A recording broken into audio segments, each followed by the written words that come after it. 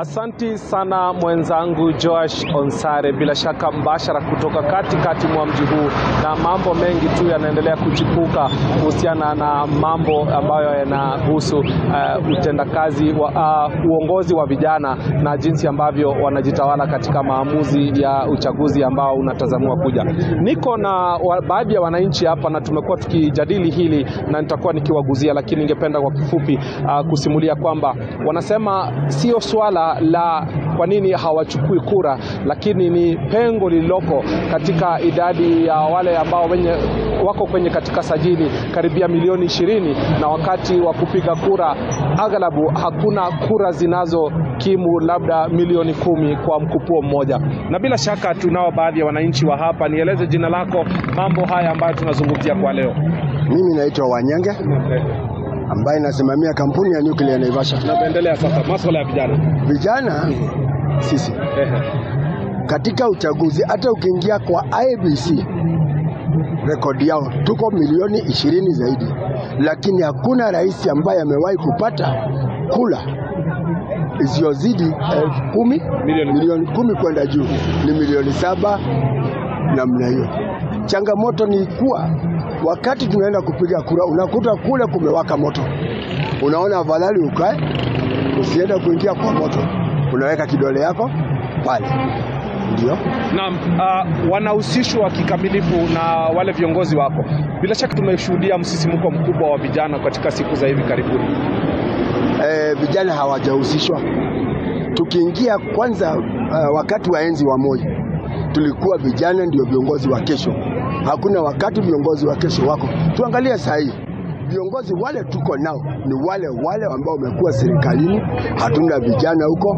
Wale wa changamoto kidogo ni kina Babu Owino hao tu, lakini viongozi wale tuko nao ni wale ambao walikuwa KANU wakati ule, ndio hiyo wamepinduka, na ndio hii. Wakati tunapiga kura unakuta wakati tumechagua kama kiongozi Lasia tulikuwa na Ruto na Raila, alafu baada ya kuweka kura unakuta wale viongozi wanakuwa pamoja. Asante, wacha tusikie kutoka kwa vijana hapa. Karibia hapa ndugu, nieleze masuala mazima. Karibia ndugu, nieleze, mnahusishwa kikamilifu na mko radhi tayari kupiga kura 2027.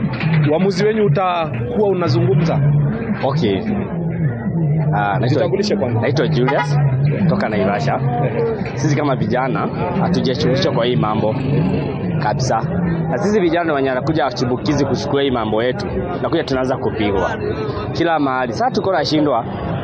Walikuwa nakuja wanaandama aliyekuwa naibu wa rais Gachagua, wakisema kwamba naye atengeneza tear gas na hizo vitu zingine. Sasa tumekuja tuko na chibukizi wetu, sisi ndio Sifuna. Hata huko Naivasha tuko sisi ndio Sifuna wa Naivasha.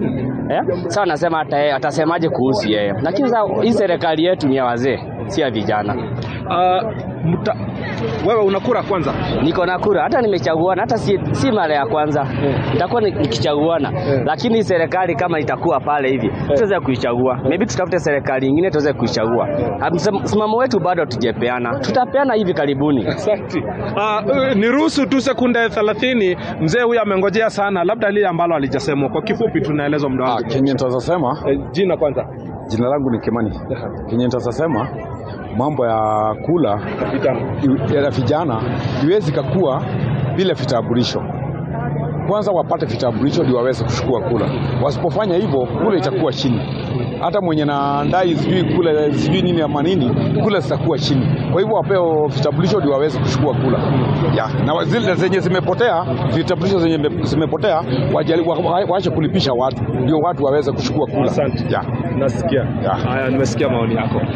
Onsare, tu ni masuala machache tu kutoka kwa baadhi ya wananchi wakazi wa hapa Naivasha wakiweza kuchangia kwenye mjadala ambao unaendelea hapo studioni, na umesikia ni mambo mazito ambayo yamezungumzwa hapa. Nitatoa fursa hii ili mkaweze kupiga ile inaitwa kwa Kiingereza postmortem kwa yale ambayo yamezungumzwa hapa, na bila shaka muende katika maeneo mengine mkaweze kuyasikiza yale ambayo yanaendelea. Kwa sasa usukani ni wako. Majembe chukua, mwenzangu Onsare.